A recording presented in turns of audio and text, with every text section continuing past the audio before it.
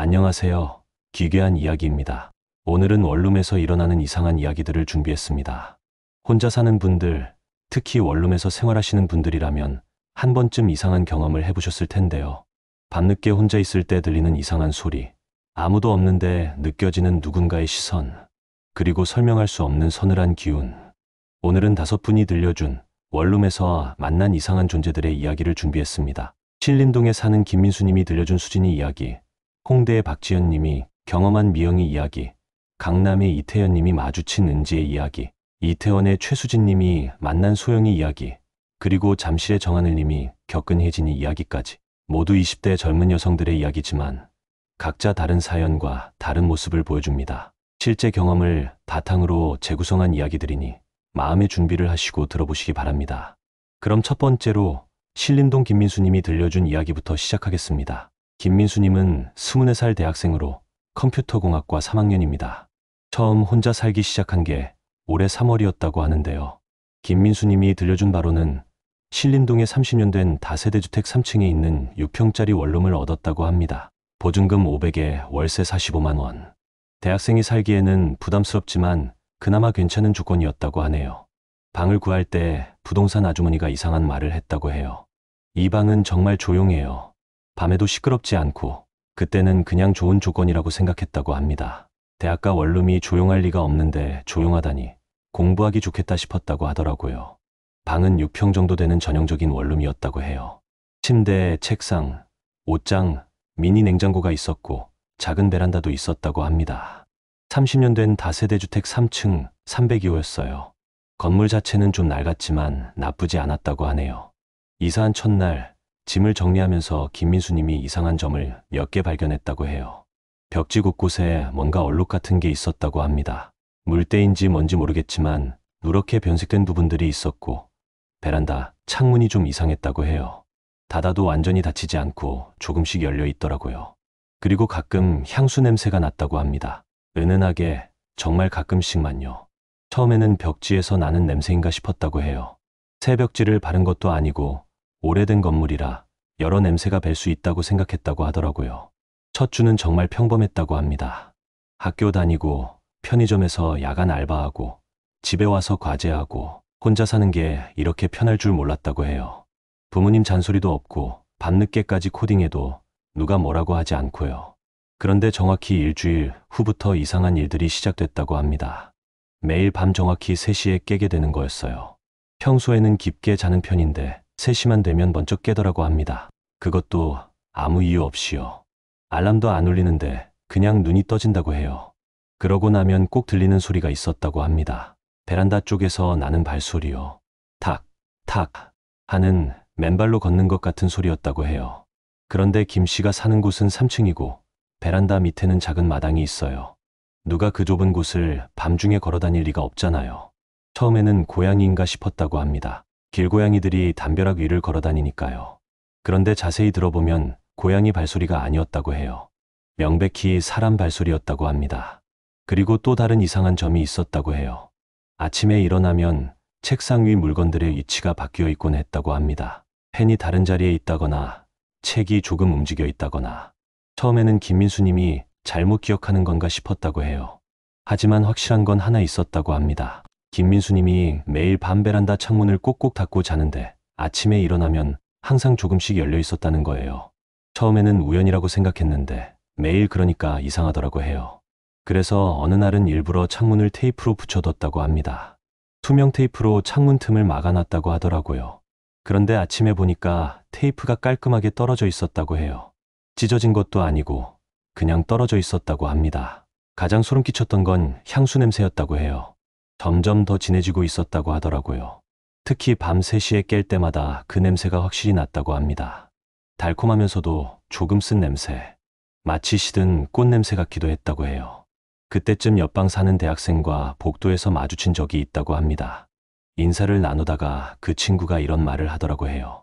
형, 혹시 밤에 이상한 소리 안 들어요? 김민수님이 어떤 소리? 물었더니 아니, 뭔가 여자가 우는 소리 같은 게 가끔 들리는 것 같아서요. 302호 쪽에서요. 그게 바로 김민수님 방이었어요. 순간 소름이 돋았다고 합니다. 김민수님이 아니에요. 저는 못 들었는데 라고 말했더니 아, 그래요? 제가 잘못 들은 건가 보네요. 그 친구는 그렇게 말하고 갔는데 김민수님은 그날 밤부터 더 주의 깊게 들어보기 시작했다고 해요. 혹시 정말로 우는 소리가 나는 건 아닐까 해서요. 그리고 정말로 들렸다고 합니다. 밤 3시 김민수님이 깨는 그 시간에 아주 작게, 정말 작게 흐느끼는 소리가 들렸다고 해요. 어디서 나는지는 정확히 알 수 없었지만 분명히 집 안에서 나는 소리였다고 합니다. 그때 처음으로 생각했다고 해요. 혹시 이 집에 뭔가 있는 건 아닐까? 그런데 이상한 건 그 다음부터였다고 합니다. 김민수님이 부동산에 전화를 걸어서 전세입자에 대해 물어본 것부터 모든 게 달라지기 시작했다고 해요. 부동산에 전화한 김민수님은 매우 조심스럽게 전세입자에 대해 물어봤다고 해요. 죄송한데 혹시 302호에 전에 누가 살았는지 알 수 있을까요? 이상한 게 아니라 그냥 궁금해서요. 부동산 아주머니는 잠시 말을 멈추더니 이렇게 대답했다고 합니다. 왜 그러세요? 혹시 무슨 일이라도? 김민수님이 아니에요. 그냥 혹시 나이가 비슷한 학생이 살았나 해서요 라고 둘러댔더니 아주머니가 한숨을 쉬더라고 해요. 간호학과 학생이 살았는데 작년 9월에 이사 나갔어요. 수진이라는 여학생이었는데 착하고 조용한 아이였지요. 그때 김민수님은 뭔가 이상한 느낌을 받았다고 해요. 부동산 아주머니의 목소리가 조금 무거워졌거든요. 그런데 왜 이사 나갔어요? 집안 사정이 있었다고 하더라고요. 갑자기 이사 나간다고 해서. 대화를 마치고 전화를 끊은 후 김민수님은 인터넷으로 간호학과 수진이에 대해 검색해봤다고 해요. 하지만 특별한 건 찾을 수 없었다고 합니다. 그런데 그날 밤부터 이상한 일들이 더 확실해졌다고 해요. 밤 3시에 깬 김민수님이 조용히 눈을 떴을 때 베란다 쪽에서 누군가 걷고 있는 소리가 명확하게 들렸다고 합니다. 그리고 이번에는 향수 냄새도 훨씬 진했다고 해요. 김민수님이 용기를 내어 베란다 쪽을 바라봤을 때 창문 너머로 희미한 그림자가 보였다고 합니다. 여자의 실루엣 같았다고 해요. 수진아, 김민수님이 작게 말해봤다고 해요. 그러자 그림자가 멈춰 서더라고 합니다. 그리고 정말 놀라운 일이 일어났다고 해요. 베란다 창문이 조용히 천천히 열리기 시작했다고 합니다. 김민수님은 너무 무서웠지만 도망가지 않았다고 해요. 왜인지 그 존재가 자신을 해치려는 게 아니라는 느낌이 들었거든요. 창문이 완전히 열리자 차가운 바람이 들어왔다고 합니다. 그리고 그 바람과 함께 아주 작은 목소리가 들렸다고 해요. 미안해, 미안해. 여자의 목소리였다고 합니다. 20대 초반 정도의 맑고 슬픈 목소리였다고 해요. 김민수님이 수진이야? 라고 물었더니 대답 대신 흐느끼는 소리가 들렸다고 합니다. 나 여기서 계속 살고 싶어. 집에 가기 싫어. 김민수님은 그때 알았다고 해요. 수진이는 이 집을 떠나고 싶지 않았다는 거요. 아마도 이곳이 그녀에게는 유일한 안식처였을 거라고 생각했다고 합니다. 수진아, 왜 집에 가기 싫어? 엄마, 아빠가 너무 기대를 많이 해. 간호사 되라고, 공부 열심히 하라고. 나는 그냥 평범하게 살고 싶었는데. 김민수님은 수진이의 마음을 이해할 수 있었다고 해요. 자신도 부모님의 기대 때문에 힘들었던 적이 있었거든요. 수진아, 그런데 여기 계속 있으면 안 돼. 너한테도 좋지 않아. 나 무서워. 부모님 만나는 게 무서워. 그때 김민수님이 생각해낸 게 있었다고 해요. 수진이의 부모님께 연락을 드려보는 거였어요. 다음 날 김민수님은 부동산을 통해 수진이의 연락처를 알아내서 그녀의 부모님께 전화를 드렸다고 해요. 물론 귀신 이야기는 하지 않고 수진이가 살던 집에 살고 있다고만 했다고 합니다. 수진이의 어머니는 전화를 받자마자 울음을 터뜨렸다고 해요. 수진이가 거기 살았다고요? 김민수님이 네, 그런데 혹시 수진이가 어떻게 지냈는지 알 수 있을까요? 라고 물었더니 어머니가 긴 이야기를 해주셨다고 합니다. 수진이는 부모님의 기대에 부응하려고 너무 열심히 살았다고 해요. 간호학과에 입학한 것도 안정적인 직업을 갖기 위해서였고 혼자 자취를 시작한 것도 더 열심히 공부하겠다고 해서였다고 합니다. 하지만 점점 우울해졌다고 해요. 공부는 너무 어려웠고 실습은 힘들었고 친구들과도 잘 어울리지 못했다고 합니다. 그래도 부모님께는 항상 잘 지내고 있어요 라고만 했다고 해요. 그 아이가 마지막에 집에 왔을 때 엄마, 나 너무 힘들어 라고 했어요. 그때 제가 더 따뜻하게 안아줬어야 했는데 어머니는 계속 우셨다고 합니다. 수진이가 세상을 떠난 지 3개월이 지났지만 여전히 자신들을 원망하고 있다는 걸 알고 있다고 하셨어요. 그날 밤 김민수님은 수진이에게 그 이야기를 전해줬다고 해요. 수진아, 내 부모님이 너를 너무 사랑하셔. 그리고 너무 후회하고 계셔. 수진이는 한참 동안 울었다고 합니다. 그리고 마침내 이렇게 말했다고 해요. 정말 나를 미워하지 않아? 전혀. 너를 더 사랑하고 더 그리워하고 계셔. 그 순간 방 안에 따뜻한 빛이 스며들었다고 합니다. 창문 너머로 수진이의 모습이 선명하게 보였다고 해요. 간호복을 입은 22살의 예쁜 여학생이었다고 합니다. 수진이는 김민수님에게 고개를 숙여 인사했다고 해요. 고마워. 정말 고마워. 이제 집에 갈 수 있을 것 같아. 그리고 천천히 사라졌다고 합니다. 마지막에 따뜻한 미소를 지으면서요. 그 이후로 김민수님의 원룸에서는 더 이상한 일이 일어나지 않았다고 해요. 밤 3시에 깨지도 않고 향수 냄새도 나지 않고 창문도 저절로 열리지 않았다고 합니다. 대신 가끔 아침에 일어나면 책상 위에 작은 꽃 한 송이가 놓여 있을 때가 있었다고 해요. 수진이가 고마움의 표시로 남겨주는 것 같다고 하더라고요. 김민수님은 지금도 그 원룸에서 잘 살고 있다고 합니다. 그리고 가끔 수진이 부모님께 안부 인사를 드린다고 해요. 수진이는 이제 편안한 곳에 있을 거라고 믿는다고 하면서요. 두 번째 이야기는 홍대에 사는 박지연님이 들려준 이야기입니다. 박지연님은 26세 프리랜서 그래픽 디자이너로 홍대 입구역 근처 오피스텔에서 혼자 살고 있다고 해요. 작업실 겸 주거 공간으로 사용하고 있는 12층 1205호에서 일어난 일이라고 합니다. 박지연님이 들려준 바로는 작년 11월에 그 오피스텔로 이사를 갔다고 해요. 홍대라는 위치도 마음에 들었고 무엇보다 큰 창문이 있어서 자연광이 잘 들어오는 게 작업하기에 좋았다고 하더라고요. 방은 20평 정도의 원룸형 오피스텔이었다고 합니다.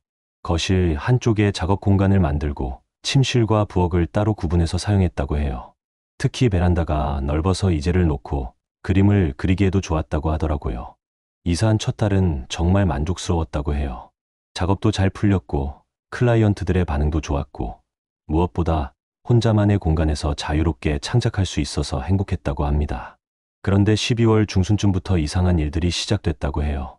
처음에는 정말 사소한 것부터였다고 합니다. 아침에 일어나면 작업대 위에 연필들이 가지런히 정리되어 있는 거였어요. 박지연님은 평소 정리정돈을 잘하지 않는 편이라서 연필들을 아무렇게나 놓고 자는 경우가 많았다고 해요. 처음에는 제가 자기 전에 정리한 걸 까먹었나 싶었어요. 가끔 무의식적으로 하는 일들이 있잖아요. 하지만 계속 그런 일들이 반복되자 이상하다고 생각하기 시작했다고 해요. 연필뿐만 아니라 물감 튜브들도 색깔별로 정리되어 있고 붓들도 크기 순으로 가지런히 꽂혀 있더라고요. 그리고 더 이상한 일이 시작됐다고 합니다. 어느 날 새벽 잠이 깬 박지연님이 화장실에 가려고 일어났는데 작업대에서 이상한 소리가 들렸다고 해요. 슥슥슥 하는 뭔가를 그리는 듯한 소리였어요. 박지연님이 조심스럽게 작업대 쪽으로 가봤더니 어둠 속에서 연필이 저절로 움직이고 있는 것이 보였다고 합니다. 정말 말도 안 되는 일이었어요. 연필이 혼자서 스케치북 위를 움직이면서 뭔가를 그리고 있는 거예요. 너무 놀란 박지연님이 전등을 켰더니 연필은 멈춰 있었고 스케치북에는 얇은 연필선들이 그어져 있었다고 해요. 아직 구체적인 형태는 아니었지만 뭔가 사람의 얼굴을 그리려는 것 같았다고 합니다. 그 다음날 밤에도 같은 일이 일어났다고 해요. 새벽 3시쯤 박지연님이 잠이 깨면 항상 그 슥슥슥 소리가 들렸다고 합니다. 박지연님은 호기심이 많은 성격이라서 무서우면서도 궁금했다고 해요. 그래서 어느 날 밤에는 일부러 잠든 척하면서 몰래 지켜봤다고 합니다. 정확히 새벽 3시 작업대 위에 연필이 저절로 들리더니 스케치북 위에서 움직이기 시작했다고 해요. 그런데 이번에는 더 놀라운 일이 벌어졌다고 합니다. 연필을 움직이는 손이 희미하게 보였다고 해요. 여자의 손이었다고 합니다. 얇고 하얀 20대 중반 정도로 보이는 손이었어요. 그 손이 아주 섬세하게 정말 능숙하게 그림을 그리고 있었다고 해요. 박지연님은 숨을 죽이고 계속 지켜봤다고 합니다. 그 손은 약 30분 정도 그림을 그리더니 연필을 제자리에 놓고 사라졌다고 해요. 다음 날 아침 박지연님이 스케치북을 확인해 보니 어제보다 훨씬 선명해진 여자의 얼굴이 그려져 있었다고 합니다. 아직 완성되지는 않았지만 10대 중반 정도의 여성으로 보였고 매우 아름다운 얼굴이었다고 해요. 그런데 그 얼굴에서 뭔가 슬픔이 느껴졌다고 합니다. 눈가에 그어진 섬세한 선들에서 깊은 외로움과 그리움이 전해졌다고 해요. 박지연님은 그때부터 매일 밤 지켜보기 시작했다고 합니다. 그 투명한 손이 어떤 그림을 완성하려고 하는지 궁금했거든요. 하루하루 지날수록 그림은 더욱 완성되어 갔다고 해요. 여자의 얼굴뿐만 아니라 어깨와 목선까지 섬세하게 그려졌고 배경에는 캔버스와 이젤이 있는 작은 작업실이 그려지기 시작했다고 합니다. 그리고 일주일이 지났을 때 박지연님은 용기를 내어 말을 걸어봤다고 해요. 새벽 3시 연필이 움직이기 시작했을 때 박지연님이 조심스럽게 물었다고 합니다. 누구세요? 연필이 멈췄다고 해요. 그리고 잠시 후 스케치북 밑에 있던 세 종이에 글씨가 적히기 시작했다고 합니다. 미영. 박지연님이 미영 씨라고 하시는 거예요? 라고 물었더니 다시 글씨가 적혔다고 해요. 미안해, 방해했지? 박지연님은 고개를 저었다고 합니다. 아니에요. 그런데 왜 그림을 그리고 계세요? 완성하고 싶어. 마지막 그림. 박지연님이 마지막 그림이요? 라고 물었을 때 미영이는 대답하지 않았다고 해요. 대신 다시 연필을 들고 그림을 그리기 시작했다고 합니다. 그런데 이번에는 뭔가 달랐다고 해요. 그림에서 더 강한 감정이 느껴졌다고 합니다. 절망적이면서도 간절한 뭔가를 완성하려는 강한 의지가 담긴 선들이었어요. 박지연님은 그날 밤부터 미영이와 함께 그림을 그리기 시작했다고 해요. 미영이가 그림을 그리는 동안 옆에서 조용히 지켜보면서 때로는 색연필로 색을 칠해주기도 했다고 합니다. 미영이는 박지연님이 도와주는 것을 좋아했다고 해요. 종이에 고마워라고 적어주면서 함께 작업했다고 합니다. 하지만 박지연님은 점점 궁금해졌다고 해요. 미영이가 누구인지, 왜 이곳에 있는지, 그리고 왜 이 그림을 완성하려고 하는지. 그래서 어느 날 밤 직접적으로 물어봤다고 합니다. 미영 씨, 여기 전에 살았던 분이에요? 미영이는 한참 동안 대답하지 않더니 마침내 종이에 긴 글을 적기 시작했다고 해요. 박지연님은 그때부터 미영이에 대해 더 많은 것들을 알게 됐다고 합니다. 미영이가 누구인지, 왜 이곳에서 그림을 그리고 있는지에 대해서요. 그런데 미영이의 이야기를 들으면 들을수록 박지연님은 더욱 안타까운 마음이 들었다고 해요. 그리고 동시에 미영이를 도와주고 싶다는 생각이 강해졌다고 합니다. 매일 밤 함께 그림을 그리면서 박지연님은 미영이의 재능에 감탄했다고 해요. 정말 뛰어난 실력의 소유자였거든요. 하지만 그만큼 완벽주의 성향도 강했고 자신에 대한 기준도 높았다고 합니다. 미영이는 박지연님에게 자신의 이야기를 조금씩 들려주기 시작했다고 해요. 종이에 글로 적어서요. 때로는 그림으로 표현하기도 했다고 합니다. 미영이가 종이에 적기 시작한 이야기는 길었다고 해요. 나는 여기서 6개월 동안 살았어. 미술대학교 4학년이었고 졸업작품을 준비하던 중이었어. 박지연님이 그럼 언제 이사 나가신 거예요? 라고 물었더니 이사 나간 게 아니야. 나는 여기서 죽었어. 그 글을 보는 순간 박지연님은 온몸에 소름이 돋았다고 해요. 하지만 동시에 미영이에 대한 연민도 느꼈다고 합니다. 어떻게 돌아가신 거예요? 미영이는 잠시 망설이더니 계속 적었다고 해요. 졸업작품 때문에 너무 스트레스가 심했어. 매일 밤새워 그림 그리고 교수님한테 혼나고 취업 걱정에 몸도 마음도 너무 지쳐 있었어. 그러던 어느 날 새벽에 그림을 그리다가 갑자기 쓰러졌어. 심장마비였대. 발견된 건 사흘 후였어. 박지연님은 너무 안타까웠다고 해요. 자신과 비슷한 나이의 미술학도가 꿈을 이루기도 전에 그렇게 세상을 떠났다니요. 그럼 지금 그리고 있는 그림이 내 졸업작품이야. 마지막까지 완성하지 못한 자화상. 6개월 동안 여기서 혼자 완성하려고 했는데 잘 안 되더라. 박지연님이 왜 잘 안 되는 거예요? 라고 물었더니 혼자서는 한계가 있어. 너무 외로워서 붓을 들기도 힘들 때가 많아. 그제야 박지연님은 이해했다고 해요. 미영이가 왜 자신이 작업을 도와주는 걸 좋아했는지, 왜 함께 있을 때 더 생생한 그림을 그릴 수 있었는지요. 그럼 제가 계속 도와드릴게요. 함께 완성해봐요. 그날부터 박지연님과 미영이는 본격적으로 함께 작업하기 시작했다고 해요. 박지연님이 낮에 자신의 일을 하고 밤에는 미영이와 함께 졸업작품을 완성해 나갔다고 합니다. 미영이는 정말 실력이 뛰어났다고 해요. 섬세한 터치와 색감, 그리고 감정을 표현하는 능력이 뛰어났다고 합니다. 박지연님도 많이 배웠다고 해요. 함께 작업하는 동안 박지연님은 미영이에 대해 더 많이 알게 됐다고 합니다. 미영이는 부산 출신으로 콜어머니 밑에서 자랐다고 해요. 어머니가 미용실을 운영하면서 혼자 딸을 키웠다고 합니다. 미영이는 어릴 때부터 그림 그리는 걸 좋아했는데 어머니가 미술 학원비를 벌기 위해 정말 열심히 일했다고 해요. 그래서 미영이도 절대 어머니를 실망시킬 수 없다고 생각했다고 합니다. 엄마가 너무 힘들게 돈을 벌어서 대학까지 보내줬는데 졸업도 못하고 죽어버렸어. 정말 죄송해. 박지연님이 어머니께서 미영 씨를 원망하실까요? 라고 물었더니 모르겠어. 아마 많이 실망하셨을 거야. 아들도 없이 나 하나만 믿고 살았는데. 그럼 어머니께 연락드려 볼까요? 미영이는 한참 동안 대답하지 않더니 무서워. 엄마한테 뭐라고 할 말이 없어. 박지연님은 미영이의 마음을 이해했다고 해요. 하지만 동시에 어머니도 딸을 그리워하고 계실 거라고 생각했다고 합니다. 그래서 박지연님은 조심스럽게 미영이의 어머니를 찾아봤다고 해요. 다행히 부산의 미용실은 아직 운영되고 있었다고 합니다. 박지연님이 전화를 드렸을 때 미영이 어머니는 처음에는 경계하셨다고 해요. 하지만 박지연님은 어머니의 마음을 미영이에게 전해줬다고 해요. 어머니는 미영이를 전혀 원망하지 않으며 오히려 자신이 너무 압박을 준 것 같아서 미안하다고 하셨다고 합니다. 그날 밤 미영이는 한참 동안 울었다고 해요. 종이가 눈물로 젖을 정도로 울었다고 합니다. 정말 엄마가 날 미워하지 않아? 전혀요. 오히려 미영 씨를 너무 자랑스러워하세요. 딸이 이렇게 훌륭한 작품을 남겼다고. 그 순간 방 안에 따뜻한 빛이 가득 찼다고 해요. 그리고 박지연님은 처음으로 미영이의 모습을 선명하게 볼 수 있었다고 합니다. 25세의 아름다운 여성이었다고 해요. 긴 머리에 큰 눈, 그리고 따뜻한 미소를 지고 있었다고 합니다. 그림에서 본 것보다 훨씬 더 생생하고 아름다웠다고 해요. 고마워. 정말 고마워. 너 덕분에 마지막 작품을 완성할 수 있었어. 미영이가 직접 말했다고 합니다. 목소리는 맑고 따뜻했다고 해요. 그리고 엄마한테도 마음을 전할 수 있었고, 이제 정말 편하네. 미영이는 완성된 자화상을 한참 바라보더니 박지연님에게 말했다고 해요. 이 그림 엄마한테 전해줄 수 있을까? 박지연님은 기꺼이 그렇게 하겠다고 약속했다고 해요. 그리고 너도 좋은 작가가 될 거야. 나보다 훨씬 더 훌륭한.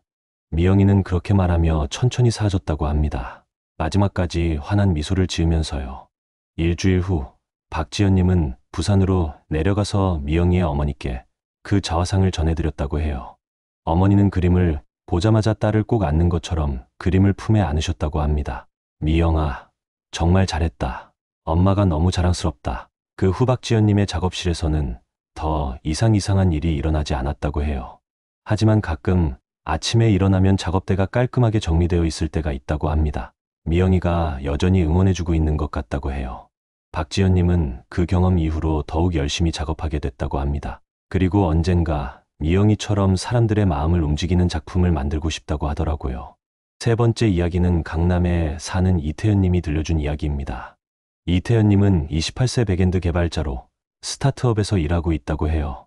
야근이 잦은 업무 특성상 회사 근처인 강남구 오피스텔에서 혼자 살고 있다고 합니다. 이태연님이 들려준 바로는 올해 초에 강남역 근처 15층짜리 오피스텔 1502호로 이사를 갔다고 해요. 회사에서 걸어서 10분 거리라 출퇴근이 편했고 무엇보다 집에서도 작업할 수 있는 환경을 만들고 싶었다고 하더라고요. 방은 18평 정도의 깔끔한 오피스텔이었다고 합니다. 거실 한쪽에 컴퓨터 책상을 두고 홈오피스로 꾸몄고 침실은 따로 구분해서 사용했다고 해요. 층수가 높아서 뷰도 좋았고 방음도 잘 되어서 마음에 들었다고 하더라고요. 이사한 첫 2달은 정말 만족스러웠다고 해요. 출퇴근 시간이 단축되어서 여유가 생겼고 집에서 원격 근무할 때도 환경이 좋아서 집중이 잘 됐다고 합니다. 그런데 3월 중순쯤부터 이상한 일들이 시작됐다고 해요. 처음에는 정말 미묘한 것부터였다고 합니다. 새벽에 코딩을 하다가 화장실에 갔다가 돌아오면 자신의 컴퓨터에서 뭔가 다른 작업이 진행되고 있는 것 같은 느낌이 들었다고 해요. 처음에는 제가 시행해둔 프로그램이 백그라운드에서 돌아가고 있나 싶었어요. 개발자다 보니 여러 프로그램을 동시에 시행하는 경우가 많거든요. 하지만 자세히 확인해보면 자신이 작업하던 코드의 내용이 조금씩 바뀌어 있을 때가 있었다고 해요. 주석이 추가되어 있다거나 변수명이 더 적절하게 수정되어 있다거나. 이태연님은 처음에는 자신이 피곤해서 작업한 걸 까먹었나 싶었다고 해요. 야근이 많다 보니 가끔 기억이 흐릿할 때가 있었거든요. 그런데 계속 그런 일들이 반복되자 이상하다고 생각하기 시작했다고 해요. 특히 자신의 코딩 스타일과는 조금 다른 방식으로 수정되어 있을 때가 많았다고 합니다. 그리고 더 이상한 일이 시작됐다고 해요. 어느 날 새벽 이태연님이 집에서 긴급한 버그 수정 작업을 하고 있었다고 합니다. 마감이 다음 날이라 밤새워야 하는 상황이었어요. 새벽 3시쯤 잠시 소파에서 눈을 붙이고 있었는데 키보드 타이핑 소리에 잠이 깼다고 해요. 탁탁탁, 탁탁탁 하는 누군가 열심히 코딩하는 소리였어요. 이태연님이 눈을 떠보니 자신의 컴퓨터 앞에 누군가가 앉아서 작업하고 있는 모습이 희미하게 보였다고 합니다. 정말 말도 안 되는 일이었어요. 분명히 투명한 사람이 제 자리에 앉아서 코딩을 하고 있는 거예요. 너무 놀란 이태현 님이 일어나서 가까이 가보려고 했더니 그 존재는 사라졌다고 해요. 하지만 화면에는 자신이 막혔던 부분이 완벽하게 해결되어 있었다고 합니다. 그것도 정말 우아하고 효율적인 코드로요. 이태현 님은 그 코드를 보면서 감탄했다고 해요. 자신이 몇 시간 동안 고민해도 풀지 못했던 문제를 불과 30분 만에 해결한 거였거든요. 그 다음날 밤에도 같은 일이 일어났다고 해요. 이태현 님이 작업하다가 잠시 자리를 비우면 돌아왔을 때 코드가 더 나아져 있었다고 합니다. 이태현 님은 점점 궁금해졌다고 해요. 도대체 누가 자신을 도와주고 있는 건지. 그래서 어느 날 밤에는 일부러 작업하는 척하면서 몰래 지켜봤다고 합니다. 새벽 3시 정각, 이태현 님의 의자에 누군가 앉는 것이 보였다고 해요. 여자의 실루엣이었다고 합니다. 20대 중반 정도로 보이는 긴 머리의 여성이었어요. 그녀는 정말 능숙하게 키보드를 다뤘다고 해요. 이태현 님보다도 훨씬 빠르고 정확하게 타이핑했다고 합니다. 코드를 짜는 방식도 매우 체계적이고 우아했다고 해요. 이태현 님은 숨을 죽이고 계속 지켜봤다고 합니다. 그녀는 약 1시간 정도 작업을 하더니 모니터를 향해 고개를 숙여 인사한 뒤 사라졌다고 해요. 다음날 아침, 이태현 님이 코드를 확인해 보니 정말 놀라운 개선이 이루어져 있었다고 합니다. 성능도 좋아졌고 가독성도 훨씬 나아졌어요. 그리고 주석에는 자신이 쓴 것이 아닌 글들이 있었다고 해요. 이 부분은 메모리 효율성을 고려해서 수정했습니다. 은지, 이태현 님은 그제야 그녀의 이름을 알게 됐다고 해요. 은지라는 이름이었어요. 그날 밤, 이태현 님은 용기를 내어 말을 걸어봤다고 합니다. 은지가 나타나서 작업을 시작했을 때 이태현 님이 조심스럽게 물었다고 해요. 은지 씨, 키보드 소리가 멈췄다고 해요. 그리고 화면에 메모장이 열리면서 글이 타이핑되기 시작했다고 합니다. 놀라게 해서 죄송해요. 이태현 님이 아니에요. 오히려 도움을 많이 받았어요. 그런데 혹시 여기 전에 사셨던 분인가요? 네, 작년까지 여기서 살았어요. 그럼 지금은 죽었어요. 1년 전에. 그 글을 보는 순간 이태현 님은 온몸에 소름이 돋았다고 해요. 하지만 동시에 은지에게 고마움을 느꼈다고 합니다. 왜 저를 도와주시는 거예요?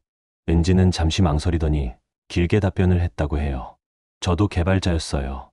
공기업 전산직 공무원 준비하고 있었는데 스트레스가 너무 심해서 몸을 망쳤어요.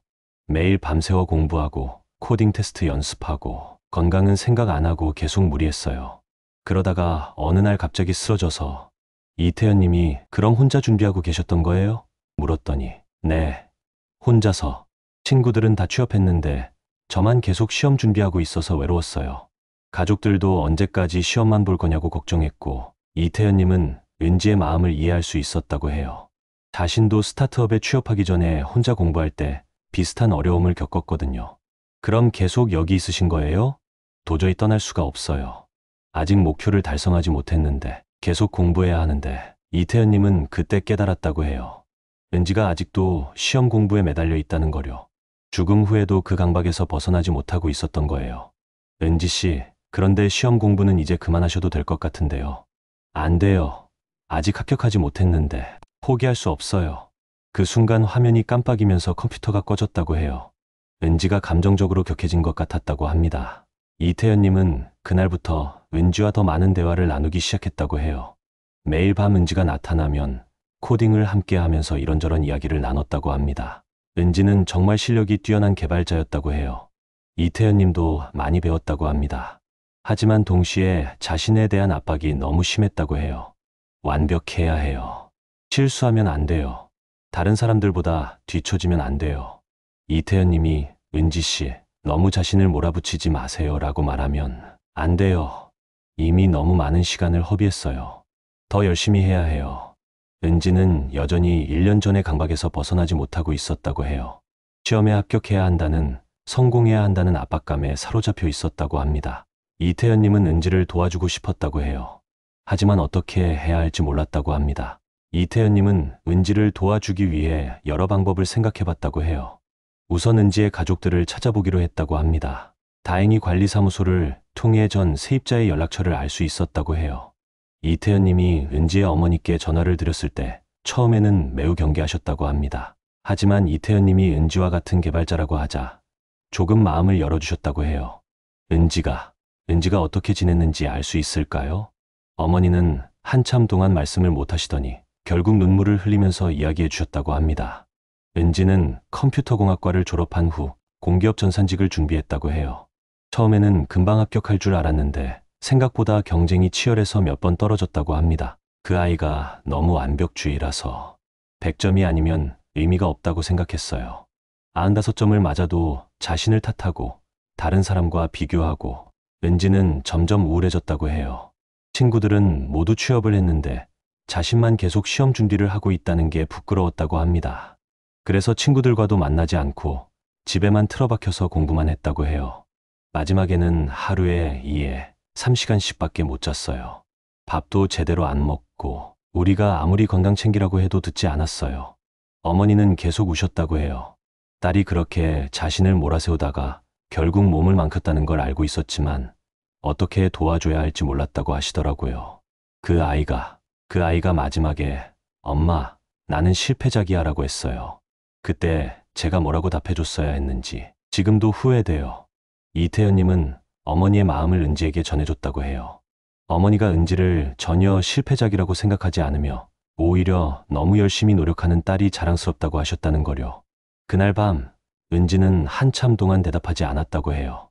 그러더니 마침내 이렇게 타이핑했다고 합니다. 정말요?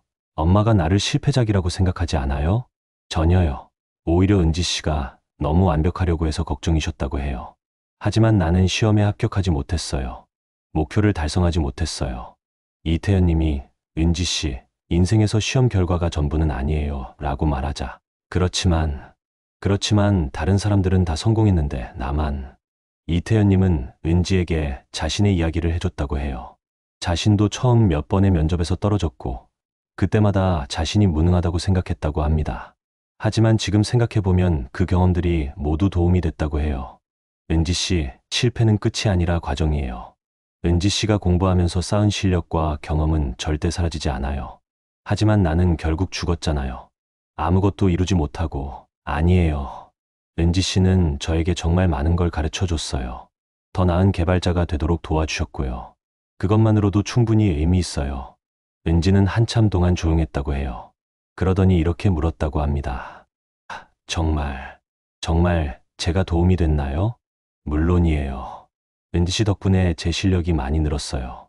그리고 더 중요한 건 은지 씨가 얼마나 뛰어난 개발자인지 알게 됐어요. 그 순간 화면에 은지의 모습이 선명하게 나타났다고 해요. 23세의 여성으로 짧은 머리에 안경을 쓰고 있었다고 합니다. 피곤해 보였지만 똑똑하고 진실한 눈빛을 가지고 있었다고 해요. 고마워요. 정말 고마워요. 은지가 직접 말했다고 합니다. 목소리는 조금 쉬었지만 따뜻했다고 해요. 그동안 제가 너무 저만 생각했네요. 완벽해야 한다는 강박에 사로잡혀서 주변을 못 봤어요. 이태현 님이 이제 그런 압박에서 벗어나세요. 은지 씨는 이미 충분히 잘하고 있었어요 라고 말하자 이제 알겠어요. 완벽하지 않아도 괜찮다는 거려. 은지는 이태현 님에게 마지막 부탁을 했다고 해요. 제가 만든 코드들 어디서 써주실 수 있을까요? 완성하지 못한 프로젝트들도 누군가 도움이 될 수 있다면. 이태현 님은 기꺼이 그렇게 하겠다고 약속했다고 해요. 은지가 만든 유용한 라이브러리들을 오픈소스로 공개하겠다고 했다고 합니다. 그럼 제가 만든 것들이 다른 개발자들에게 도움이 될 수 있겠네요? 물론이에요. 정말 좋은 코드들이에요. 은지는 환하게 웃었다고 해요. 이태현 님이 처음 보는 은지의 진짜 미소였다고 합니다. 감사해요. 덕분에 제가 쓸모없는 사람이 아니라는 걸 알게 됐어요. 그리고 천천히 사라지기 시작했다고 해요. 그리고 더 이상 완벽해야 한다는 강박에 얽매이지 않겠어요. 제가 한 노력과 경험만으로도 충분히 의미 있다는 걸 깨달았으니까요. 은지는 마지막에 컴퓨터 화면에 메시지를 남겼다고 해요. 이태현 님도 너무 무리하지 마세요. 건강이 제일 중요해요. 그리고 완벽하지 않아도 괜찮다는 걸 항상 기억하세요. 은지 드림. 그 이후로 이태현 님의 집에서는 더 이상 이상한 일이 일어나지 않았다고 해요. 하지만 가끔 아침에 일어나면 컴퓨터 화면에 작은 메모가 남겨져 있을 때가 있다고 합니다. 오늘도 화이팅! 같은 응원의 메시지들이었다고 해요. 이태현 님은 약속대로 은지의 코드들을 오픈소스로 공개했다고 합니다. 많은 개발자들이 유용하게 사용하고 있고 감사 인사를 보내온다고 해요. 은지 씨가 만든 라이브러리 덕분에 작업 시간이 반으로 줄었어요. 정말 깔끔하고 효율적인 코드네요. 같은 댓글들을 볼 때마다 이태현님은 은지가 어딘가에서 기뻐하고 있을 거라고 생각한다고 해요. 그리고 이태현님 자신도 변했다고 합니다. 예전처럼 완벽하려고 무리하지 않고 건강을 챙기면서 적당히 노력한다고 해요. 은지가 마지막에 남긴 메시지를 항상 기억한다고 하더라고요. 지금까지 세 분의 이야기를 들어봤습니다. 신림동 김민수님이 만난 수진이, 홍대 박지연님이 함께 작업한 미영이, 그리고 강남 이태현님을 도와준 은지까지 모두 20대 여성들이었지만 각자 다른 사연을 가지고 있었습니다. 간호학과 학생이었던 수진이는 부모님의 기대와 학업 스트레스로 힘들어했고, 미술학도였던 미영이는 졸업작품에 대한 강박과 취업 걱정에 시달렸으며, 개발자를 꿈꾸던 은지는 완벽주의와 시험에 대한 압박감에 사로잡혀 있었죠. 하지만 공통점도 있었습니다. 모두 혼자서 모든 걸 감당하려고 했다는 것, 그리고 자신에게 너무 가혹했다는 것이죠. 다행히 세 분 모두 따뜻한 마음을 가진 사람들을 만나 위로받고 이해받을 수 있었습니다. 그리고 마침내 자신들을 용서하고 평안을 찾을 수 있었죠. 그런데 여기서 끝이 아닙니다. 오늘 준비한 이야기 중에는 조금 더 복잡하고 어려운 상황들도 있어요. 때로는 단순히 이해와 위로만으로는 해결되지 않는 경우들 말이죠. 이제 들려드릴 두 이야기는 그런 경우들입니다. 이태원에서 고시텔을 운영하는 최수진 님이 만난 소영이, 그리고 잠실 신축 오피스텔에 사는 정하늘 님이 마주친 혜진이의 이야기인데요. 이 두 이야기는 앞서 들려드린 것들보다 좀 더 강렬하고 때로는 위험하기도 했습니다. 하지만 그만큼 더 깊은 감동과 깨달음을 주는 이야기들이기도 하죠. 준비되셨다면 네 번째 이야기부터 계속 들어보시죠. 네 번째 이야기는 이태원에 사는 최수진 님이 들려준 이야기입니다. 최수진 님은 23세 대학생으로 경영학과 4학년이라고 해요. 가족의 경제적 어려움 때문에 이태원의 한 고시텔에서 혼자 살고 있다고 합니다. 최수진 님이 들려준 바로는 작년 9월에 이태원역 근처 5층짜리 고시텔 503호로 이사를 갔다고 해요. 대학교까지는 지하철로 40분 정도 거리였지만 월세가 35만 원으로 저렴해서 선택했다고 하더라고요. 방은 3평 정도의 작은 고시텔이었다고 합니다. 침대와 작은 책상, 옷걸이만 있는 정말 최소한의 공간이었지만 혼자 생활하기에는 충분했다고 해요. 공용 화장실과 샤워실, 작은 공용 주방이 있었다고 합니다. 이사한 첫 달은 적응하기 어려웠다고 해요. 고시텔 특성상 방음이 잘 안 되어서 다른 방에서 나는 소리들이 다 들렸고 공용 시설을 사용하는 것도 불편했다고 합니다. 하지만 점차 익숙해져서 나름 편안하게 지낼 수 있었다고 해요. 그런데 10월 중순쯤부터 이상한 일들이 시작됐다고 해요. 처음에는 정말 사소한 것부터였다고 합니다. 밤늦게 공부하고 있으면 복도에서 누군가 왔다 갔다 하는 발소리가 들렸다고 해요. 처음에는 다른 고시텔 입주자분들인 줄 알았어요. 고시텔이다 보니 밤늦게까지 공부하시는 분들이 많거든요. 하지만 그 발소리는 다른 입주자들의 것과는 달랐다고 해요. 매우 가볍고 마치 맨발로 걷는 것 같은 소리였다고 합니다. 그리고 항상 최수진님 방 앞에서 멈췄다가 다시 돌아가곤 했다고 해요. 처음에는 그냥 신경 쓰지 않으려고 했다고 합니다. 하지만 계속 반복되자 신경이 쓰이기 시작했다고 해요. 그리고 더 이상한 일이 시작됐다고 합니다. 어느 날 새벽, 최수진님이 잠들기 직전에 문 밖에서 작은 목소리가 들렸다고 해요. 언니 있어? 여자의 목소리였다고 합니다. 10대 후반 정도로 들리는 어리고 가냘픈 목소리였어요. 최수진님이 누구세요? 라고 물었지만 대답은 없었다고 해요. 하지만 그 후로 매일 밤 같은 시간에 같은 목소리가 들렸다고 합니다. 언니, 나 무서워. 언니, 집에 가고 싶어.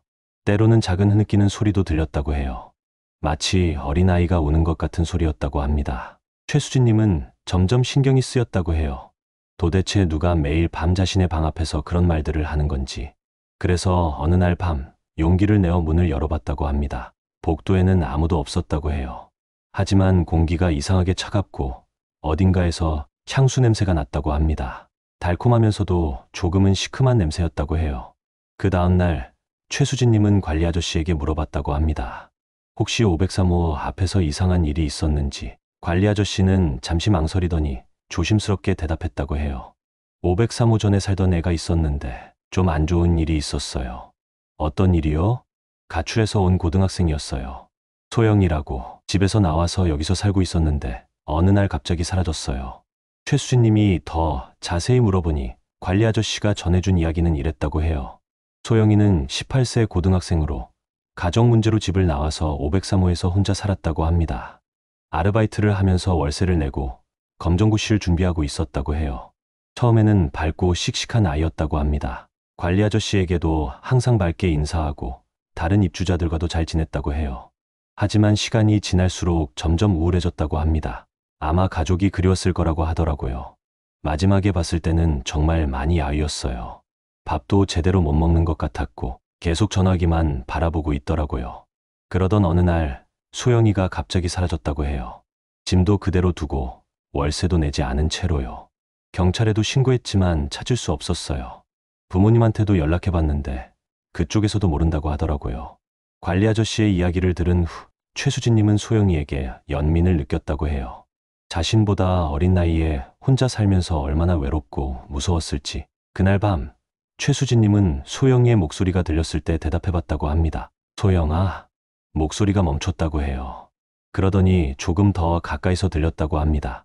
언니, 나를 알아? 응, 너 소영이지? 언니도 여기 혼자 살아? 그래. 그때부터 최수진님과 소영이는 매일 밤 대화하기 시작했다고 해요. 문을 사이에 두고 서로 이야기를 나눴다고 합니다. 소영이는 정말 어린 아이 같았다고 해요. 가끔은 재미있는 이야기를 해주면서 웃기도 하고 때로는 외로워서 울기도 했다고 합니다. 언니, 나 집에 가고 싶어. 엄마가 보고 싶어. 그럼 집에 가면 되잖아. 뭐, 엄마가 나를 미워해. 내가 나쁜 짓을 많이 해서. 최수진님이 어떤 나쁜 짓라고 물었을 때 소영이는 한참 동안 대답하지 않았다고 해요. 그러더니 작은 목소리로 이렇게 말했다고 합니다. 언니, 나 죽었어. 최수진님은 그때서야 소영이가 살아있는 사람이 아니라는 걸 확실히 깨달았다고 해요. 하지만 이미 소영이에게 정이 들어서 무섭다기보다는 안타까웠다고 합니다. 어떻게 죽었어? 한강에서. 너무 추워서. 소영이는 집에 가고 싶었지만 부모님이 자신을 받아들여주지 않을까 봐 두려워서 계속 망설이다가 결국 극단적인 선택을 했다고 해요. 그런데 죽고 나니까 더 집에 가고 싶어져. 엄마 아빠한테 미안하다고 말하고 싶어. 최수진님은 소영이를 도와주고 싶었다고 해요. 하지만 어떻게 해야 할지 몰랐다고 합니다. 소영아, 부모님께 연락드려볼까? 안 돼. 엄마 아빠가 나 때문에 더 슬퍼할까 봐. 소영이는 여전히 부모님께 연락하는 걸 거부했다고 해요. 하지만 동시에 계속해서 집에 가고 싶다고 했다고 합니다. 그런 소영이의 모습을 보면서 최수진님은 점점 마음이 무거워졌다고 해요. 소영이가 너무 어리고 외로워 보였거든요. 하지만 최수진님이 알지 못한 건 소영이가 점점 변하고 있다는 것이었다고 합니다. 처음에는 그저 외롭고 어린 소영이었는데 시간이 지날수록 뭔가 달라지고 있었다고 최수진님은 말했어요. 소영이와 대화한 지 한 달쯤 지났을 때부터 소영이의 목소리가 조금씩 변하기 시작했다고 해요. 처음보다 더 애절하고 때로는 집착적으로 들렸다고 합니다. 언니, 나랑 계속 여기 있자. 나 혼자는 싫어. 소영아, 언니는 졸업하면 취업해야 해서 이사 나가야 될 것 같은데. 안 돼. 언니가 나가면 나는 또 혼자가 돼. 그러면서 이상한 일들이 일어나기 시작했다고 해요. 최수진님이 외출하려고 하면 문이 잘 열리지 않는다거나 샤워하러 가려고 하면 복도 전등이 깜빡인다거나 처음에는 고시텔 시설이 낡아서 그런 줄 알았다고 해요. 하지만 점점 빈도가 잦아지고 소영이가 화가 날 때마다 그런 일들이 일어나자 연관성을 깨달았다고 합니다. 언니, 오늘은 어디 갔다 왔어? 학교 다녀왔어. 다른 언니들이랑 많이 놀았지. 나는 안 생각하고. 소영이의 질투와 집착이 점점 심해졌다고 해요. 최수진님이 친구들과 만나고 오면 기분이 나빠하고 늦게 들어오면 삐져있곤 했다고 합니다. 언니는 나보다 친구들이 더 좋은 거야? 아니야, 소영아. 그런 게 아니라. 그럼 왜 나랑 있는 시간보다 밖에 있는 시간이 더 많아? 최수진님은 점점 부담을 느끼기 시작했다고 해요. 소영이가 불쌍하고 도와주고 싶었지만 이런 식으로 자신을 구속하려고 하니까 힘들었다고 합니다. 그런데 정말 무서운 일은 그 다음에 일어났다고 해요. 어느 날 밤, 최수진님이 친구들과 늦게까지 스터디를 하고 고시텔에 돌아왔을 때의 일이었다고 합니다. 평소보다 2시간 늦은 새벽 2시였는데 복도에 도착하자마자 이상한 분위기를 느꼈다고 해요. 공기가 평소보다 차갑고 어딘가에서 이상한 냄새가 났다고 합니다. 503호 앞에 도착했을 때 소영이의 목소리가 들렸다고 해요. 하지만 평소와는 완전히 달랐다고 합니다. 언니는 나를 버리려고 하는구나. 목소리가 차갑고 원망스러웠다고 해요. 그리고 어딘가에서 흐느끼는 소리가 아니라 분노에 찬 웃음소리가 들렸다고 합니다. 나는 여기서 혼자 기다리고 있었는데 언니는 신나게 놀고 있었구나. 최수진님이 소영아, 그게 아니라 라고 말하려고 했을 때 갑자기 복도의 모든 전등이 꺼졌다고 해요. 그리고 문 너머로 뭔가 무거운 것이 벽을 치는 소리가 들렸다고 합니다. 쿵. 최수진님은 너무 무서워서 떨고 있었다고 해요. 평소에 어리고 순수한 소영이가 아니었거든요. 소영아, 진정해. 진정하라고. 나는 죽었는데, 나는 아무데도 갈 수 없는데, 언니만이 내 유일한 가족인데? 그 순간 최수진님은 소영이의 진짜 모습을 보게 됐다고 해요. 복도 끝에서 희미한 형체가 다가오고 있었다고 합니다. 18세 정도로 보이는 여학생이었지만 얼굴이 창백하고 눈이 붉게 충혈되어 있었다고 해요. 젖은 교복을 입고 있었고 머리카락에서는 물이 뚝뚝 떨어지고 있었다고 합니다. 언니, 나랑 함께 가자. 나 혼자는 너무 무서워. 소영이가 손을 내밀었다고 해요. 그 손은 차갑고 축축했다고 합니다. 최수진님은 본능적으로 위험을 느꼈다고 해요. 소영이가 자신을 데려가려고 한다는 걸 깨달았거든요. 소영아, 안 돼. 언니는 아직 죽을 수 없어. 왜 나만 혼자 있어야 해? 소영이의 목소리가 점점 커졌다고 해요. 그리고 복도 전체가 흔들리기 시작했다고 합니다. 최수진님은 그때 깨달았다고 해요. 소영이를 단순히 위로해주는 것만으로는 해결되지 않는다는 거요. 소영이는 너무 외로워서 자신과 함께 있을 누군가가 필요했던 거예요. 하지만 그렇다고 해서 자신이 희생될 수는 없었다고 합니다. 소영아, 들어봐. 언니가 너를 도와줄게. 하지만 이런 식으로는 안 돼. 어떻게 도와줄 건데? 언니도 결국 나를 버리고 갈 거잖아. 그때 최수진님이 생각해낸 게 있었다고 해요. 소영이의 부모님께 연락드리는 거였어요. 소영아, 엄마 아빠께 연락드려 볼게. 엄마 아빠가 얼마나 소영이를 그리워하는지 알아보자. 안 돼. 엄마 아빠는 나를 미워해. 아니야. 부모가 자식을 미워할 리 없어. 소영이가 없어져서 얼마나 걱정하고 계실까. 최수진님은 간절히 소영이를 설득했다고 해요. 그러자 소영이가 조금씩 진정되기 시작했다고 합니다. 정말 엄마가 나를 그리워할까? 당연하지. 엄마는 소영이를 사랑해. 다음 날 최수진님은 관리 아저씨를 통해 소영이 부모님의 연락처를 알아냈다고 해요. 그리고 용기를 내어 전화를 드렸다고 합니다. 소영이 어머니는 전화를 받자마자 울음을 터뜨렸다고 해요. 소영이를 아세요? 네, 소영이에 대해서 여쭤보고 싶은 게 있어서요. 우리 소영이가 어디 있는지 아세요? 2년 동안 찾고 있는데 어머니의 목소리에서 소영이에 대한 그리움과 사랑이 가득 느껴졌다고 해요. 전혀 미워하지 않고 오히려 자신을 원망하고 있었다고 합니다. 제가 소영이한테 너무 엄하게 했나 봐요. 공부하라고, 늦게 들어오지 말라고. 그래서 소영이가 집을 나간 거겠죠. 엄마는 매일 소영이를 기다리고 있어요. 소영이가 언제 돌아와도 받아줄 준비가 되어 있다고. 그냥 건강하게만 돌아왔으면 좋겠다고. 최수진님은 그 대화를 소영이에게 전해줬다고 해요.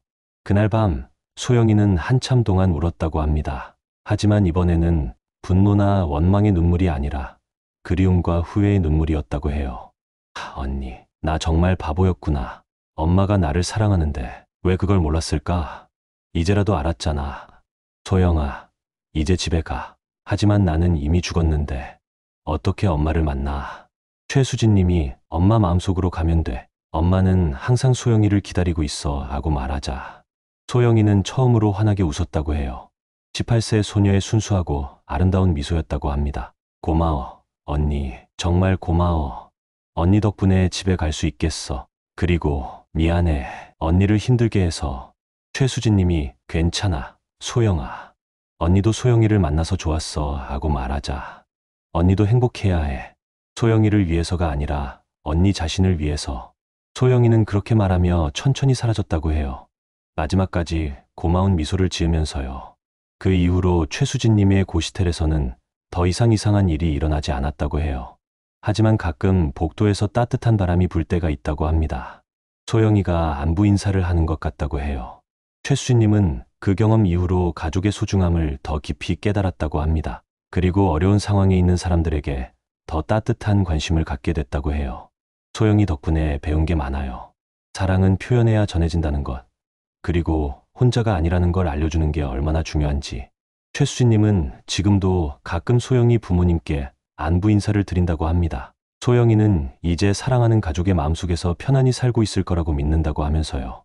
마지막 5번째 이야기는 잠실에 사는 정하늘님이 들려준 이야기입니다. 정하늘님은 29세 프리랜서 작가로 웹소설과 시나리오를 쓰는 일을 하고 있다고 해요. 조용한 환경에서 작업하기 위해 잠실의 신축 오피스텔에서 혼자 살고 있다고 합니다. 정하늘님이 들려준 바로는 올해 8월에 잠실역 근처 20층짜리 신축 오피스텔 이비오로 이사를 갔다고 해요. 20층 고층이라 뷰가 좋았고 신축이라 시설도 깔끔해서 마음에 들었다고 하더라고요. 방은 25평 정도의 넓은 오피스텔이었다고 합니다. 거실과 침실이 분리되어 있었고 작업실로 쓸 수 있는 별도의 방도 있어서 작업 환경으로는 완벽했다고 해요. 무엇보다 신축 건물이라 깨끗하고 조용해서 집중하기 좋았다고 합니다. 이사한 첫 달은 정말 만족스러웠다고 해요. 작업 능률도 오르고 마감도 잘 지킬 수 있었고 무엇보다 조용한 환경에서 창작에만 집중할 수 있어서 좋았다고 합니다. 그런데 9월 중순쯤부터 이상한 일들이 시작됐다고 해요. 처음에는 아주 미묘한 것부터였다고 합니다. 밤늦게 작업하고 있으면 어디선가 책 넘기는 소리가 들렸다고 해요. 처음에는 옆집에서 나는 소리인 줄 알았어요. 신축이라 방음이 잘 될 줄 알았는데 가끔 소리가 들리더라고요. 하지만 그 소리는 옆집에서 나는 게 아니었다고 해요. 분명히 자신의 집 안에서, 그것도 작업실에서 나는 소리였다고 합니다. 설록설록 하는 누군가 열심히 책을 읽는 소리였어요. 정하늘님이 작업실로 가보면 아무것도 없었다고 해요. 하지만 공기가 묘하게 따뜻했고 어딘가에서 연필 냄새 같은 게 났다고 합니다. 처음에는 그냥 신경 쓰지 않으려고 했다고 해요. 하지만 계속 반복되자 신경이 쓰이기 시작했다고 합니다. 그리고 더 이상한 일이 시작됐다고 해요. 어느 날 아침 정하늘님이 작업실에 들어갔을 때 책상 위에 노트가 하나 있었다고 합니다. 자신이 쓰던 노트가 아니라 새로운 노트였어요. 노트를 펼쳐보니 의대 전문서적 내용을 정리한 필기가 빼곡하게 적혀 있었다고 해요. 정말 깔끔하고 체계적인 필기였는데 글씨체가 여성의 것 같았다고 합니다. 누가 이런 걸 여기에 놓았을까 싶었어요. 관리사무소에서 실수로 배달된 건가 싶기도 했고요. 하지만 다음 날에도 그 노트는 그대로 있었고 오히려 내용이 더 추가되어 있었다고 해요. 새로운 챕터가 정리되어 있었다고 합니다. 정하늘님은 점점 신기해졌다고 해요. 도대체 누가 이런 완벽한 의학 노트를 작성하고 있는 건지. 그래서 어느 날 밤에는 일부러 작업실 근처에서 기다려봤다고 합니다. 새벽 3시쯤 작업실에서 정말로 누군가 공부하는 소리가 들렸다고 해요. 책 넘기는 소리, 연필로 쓰는 소리, 가끔 작은 한숨 소리까지. 정하늘님이 조심스럽게 작업실 문을 열어봤을 때 놀라운 광경을 목격했다고 합니다. 책상 앞에 누군가 앉아 있었다고 해요. 여자의 실루엣이었는데 20대 중반 정도로 보였다고 합니다. 긴 머리를 묶고 깔끔한 옷을 입고 있었어요. 그녀는 정말 집중해서 공부하고 있었다고 해요. 의학서적을 읽으면서 노트에 정리하고 때로는 고개를 갸우뚱하며 생각하기도 했다고 합니다. 정하늘님은 숨을 죽이고 지켜봤다고 해요. 그녀의 공부하는 모습이 너무도 진지하고 열정적이어서 방해하기가 미안할 정도였다고 합니다. 약 2시간 정도 지켜보다가 정하늘님이 작은 소리를 냈을 때 그녀가 돌아봤다고 해요. 정말 아름다운 여성이었다고 합니다. 이사에 2~5세 정도로 보이는 똑똑해 보이는 큰 눈과 단정한 인상을 가진 여성이었어요. 하지만 얼굴이 매우 창백했고 눈가에는 깊은 피로가 서려 있었다고 합니다. 누구세요? 정하늘님이 조심스럽게 물었을 때 그녀는 놀란 표정을 지었다고 해요. 그러더니 갑자기 사라졌다고 합니다. 하지만 책상 위에 노트는 그대로 있었다고 해요. 그리고 새로운 내용이 더 추가되어 있었다고 합니다. 다음 날 밤, 정하늘님은 용기를 내어 그녀에게 말을 걸어봤다고 합니다. 안녕하세요. 혜진 씨인가요? 노트 첫 페이지에 혜진이라는 이름이 적혀 있었거든요. 그녀는 놀라면서도 고개를 끄덕였다고 해요. 네, 저는 혜진이에요. 그런데 여기 누구 집이에요? 제 집이에요. 혜진 씨는 왜 여기서 공부하고 계세요? 혜진은 잠시 당황하는 것 같더니 이렇게 말했다고 해요. 저는 의대생이에요. 시험이 있어서 공부해야 하는데 여기가 조용해서. 정하늘님이 혜진 씨, 혹시 여기 전에 사셨던 분이에요? 물었을 때 아니요. 저는 다른 곳에서 살아요. 그런데 여기가 왜 제 집 같은 느낌이 들지? 혜진은 자신이 죽었다는 걸 모르는 것 같았다고 해요. 아직 살아있다고 생각하고 있었다고 합니다. 혜진 씨, 지금 몇 년도인지 아세요? 2023년이죠. 아, 제가 내년에 졸업인데 정말 바쁘네요. 하지만 실제로는 2024년이었어요. 혜진은 시간 감각을 잃고 있었다고 합니다. 정하늘님은 조심스럽게 혜진에게 현실을 알려주려고 했다고 해요.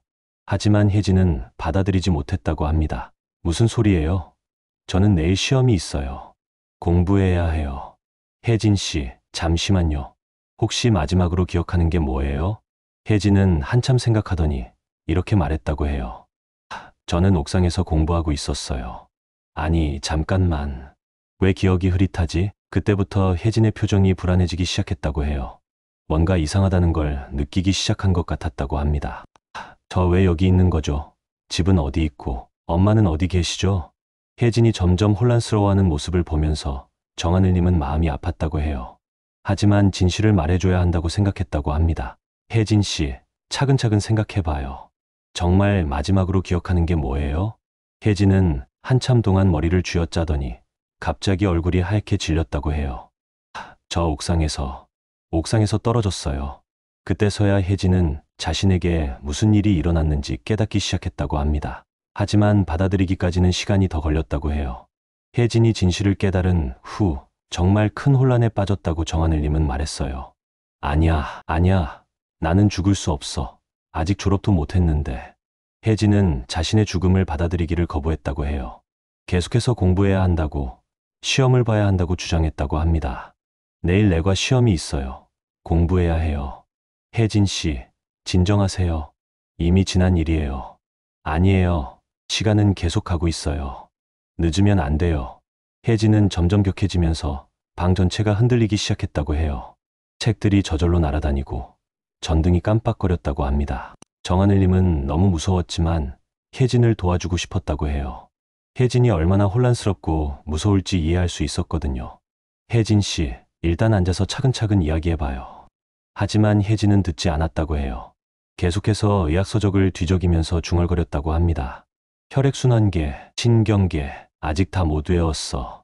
더 공부해야 해. 그러면서 혜진의 상태는 점점 더 위험해졌다고 해요. 현실을 부정하는 마음이 너무 강해서 주변의 모든 것을 흔들어 놓고 있었다고 합니다. 정하늘님이 가장 무서웠던 건 혜진이 자신도 함께 데려가려고 한다는 느낌이 들었을 때였다고 해요. 언니도 공부해요. 함께 공부해요. 혜진 씨, 저는 의대생이 아니에요. 괜찮아요. 제가 가르쳐 드릴게요. 우리 함께 의사가 되어요. 혜진이 정하늘님의 손을 잡으려고 했을 때 그 손이 얼음처럼 차갑다는 걸 느꼈다고 해요. 그리고 혜진의 눈이 점점 붉어지고 있었다고 합니다. 정하늘님은 그때 깨달았다고 해요.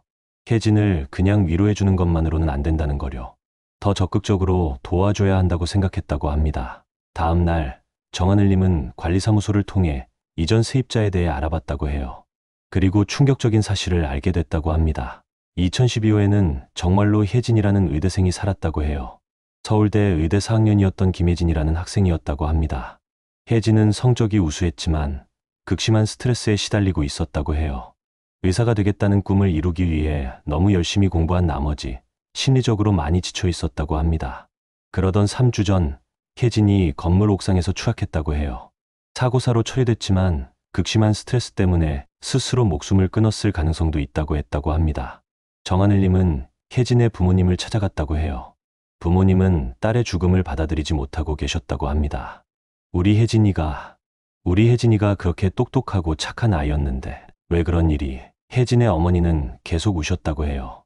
딸이 의사가 되는 게 꿈이었다고, 그 꿈을 이루지 못한 채 떠나서 얼마나 억울할지 모르겠다고 하시더라고요.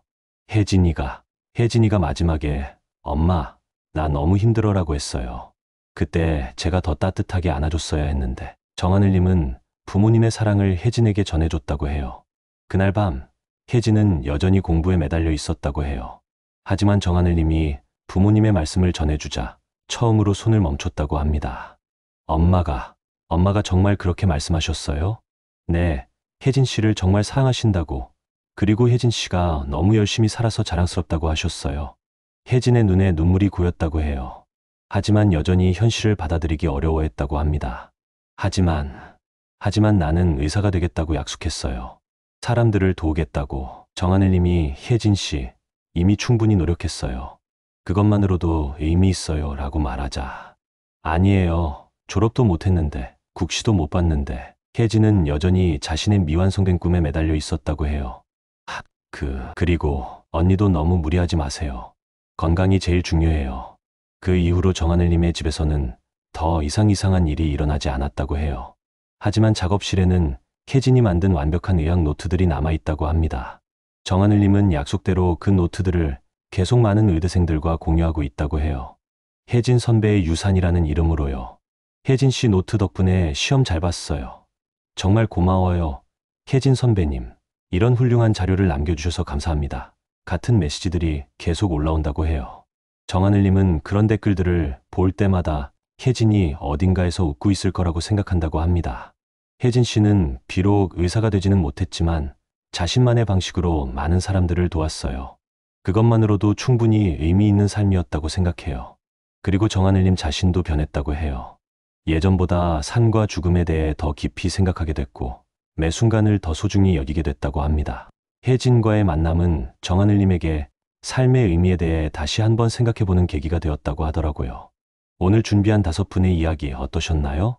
신림동 김민수님의 수진이, 홍대 박지연님의 미영이, 강남 이태연님의 은지, 이태원 최수진님의 소영이, 그리고 잠실 정하늘님의 혜진이까지 모두 다른 사연을 가진 20대 여성들이었지만 공통점이 있었습니다. 모두 혼자서 무언가를 감당하려고 했고 자신에게 너무 엄격했으며 주변의 도움을 받아들이기 어려워했다는 점이죠. 하지만 다행히 따뜻한 마음을 가진 사람들을 만나면서 그들은 마침내 평안을 찾을 수 있었습니다. 사랑받고 있다는 것, 혼자가 아니라는 것, 그리고 자신의 존재 자체만으로도 의미가 있다는 것을 깨달았죠. 어쩌면 우리 주변에도 이런 존재들이 있을지 모릅니다. 보이지 않지만 우리와 함께하고 있을지도 모르죠. 그럴 때 기억해 주세요. 따뜻한 관심과 이해만으로도 누군가에게는 큰 위로가 될 수 있다는 것을요. 오늘 기괴한 이야기는 여기서 마치겠습니다. 들어주셔서 감사합니다.